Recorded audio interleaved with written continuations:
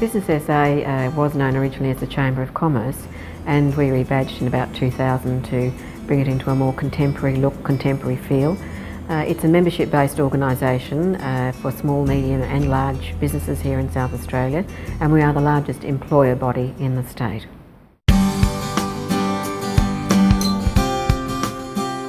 Very often small to medium enterprises don't have the luxury of having their own separate OH&S department or industrial relations, workplace relations department, environmental department, and Business SA steps into that particular area.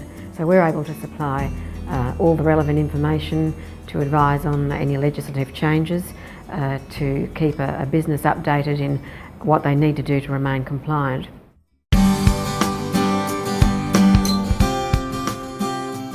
Businesses are a small organisation with 165 end users, and a small number of those are spread in 6 remote offices. We have about a dozen servers, and before our infrastructure upgrade, each of those servers had their separate backup unit and separate infrastructure that was needed to manage each of those servers. The thought that best practice was to run your servers for 10 years was really the mentality around our infrastructure.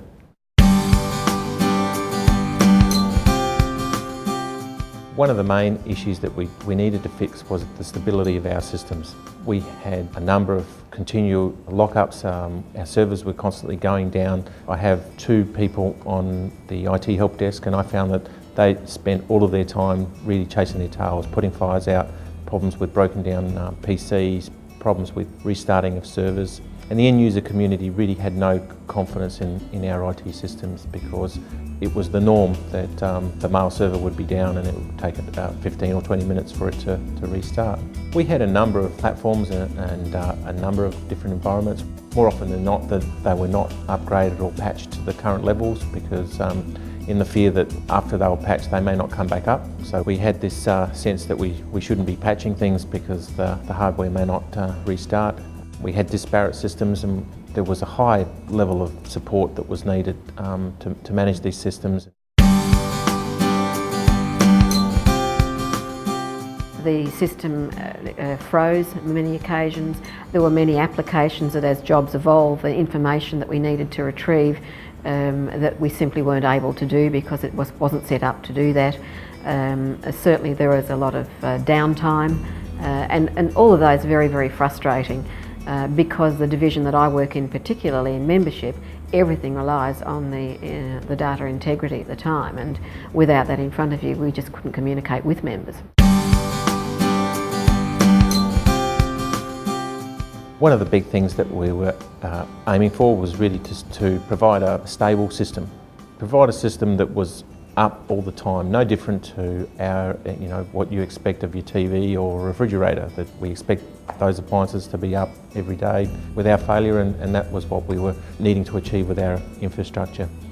We wanted to regain the confidence of the end user, of our end users, and by buying new technology, buying new hardware, that we were going to get that confidence restored and provide a service that was needed for the business community.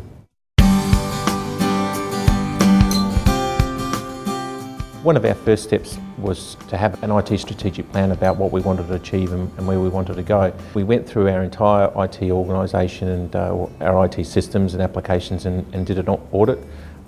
We went through and listed out all of the versions, all of the applications that we used. We planned out application upgrades and software upgrades that were needed. We went through a considerable planning phase where we spent several weeks just planning what was going to be done and when it was going to be done and who was actually going to do it. Once we were in the implementation phase, we talked to a number of vendors, and they provided considerable advice on technology that was available, some recommendations around where we could go and what we could do. And having these vendors provide this advice, we were then able to choose the best of breed of technologies and look for an implementation partner. Comunet were able to provide us with technical knowledge and experience on the products that we had chosen to implement. They provided with considerable planning, so they assisted in the planning process, the auditing of our applications, the review of our legacy applications and what needed to be upgraded and what was going to be impacted. They were very good at being able to provide realistic timeframes and timeframes that we were going to be confident to go to our stakeholders with and our users with. We really felt like one team. We worked together and we partnered with them, and we had a single project team in effect. Without that component, we may have needed to slip or change the date, which meant that it would have made it difficult for the cutover because our end users needed to be aware of the change of email system and what it meant to them. And so we constantly communicated with our end users. We advised them of what was going on in user terminology.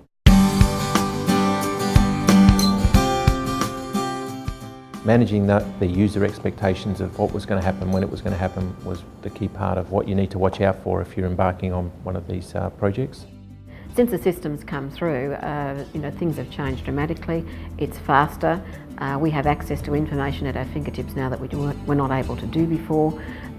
We find that there isn't the downtime. I mean, it's not a matter of, here we go again, which used to be common saying around the department at the time.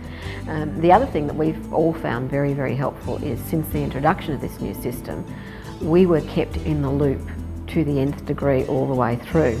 And the emails that Nick sent through to us, keeping us up to date with each of the sections, what was going to happen, how it was going to happen, and explaining it, were very much in everyday speak that we could all grasp and understand where we were up to. We felt like we were being kept as a part of the changeover, and I think from an employee's point of view, that was extremely valuable.